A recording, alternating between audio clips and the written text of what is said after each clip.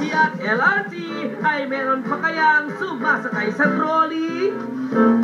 Stop, look, and listen! Sa paglalakad at traffic, solusyon ba ang hiling? Nalaman ko ang sagot nang ako ay gumising. Ito ang trolley na yari sa tabla. Walang gasolina, walang flat, walang preno. Aba teka, meron pala.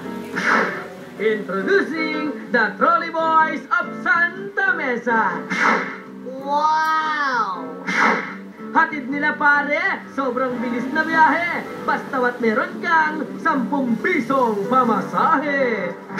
Ba't po kasi masakay ng trolley? Mas madali po kasi pag umiko 3 rides. Pero ba walang matulog sa pansitan? Pag may tren na paparaan, kailangan buhati ng sasakyan. Kung hindi, rugian. Maging trolley boy, siyempre akin na ding sinubukan. Kapagod pala. July 1, 1898, nang magpaalam sa Apolinario Mabini kay Emilio Aguinaldo, napapasukin na niya ang bahay ng Gobernador General ng Espanya upang ito'y pasukuin laban sa mga Pinoy. Yan po ay panahon ng revolusyon. Ito pa rin po si Makata The Trolley Boy Story. Dito lang sa Makatang Galang! Susunod sa aksyon,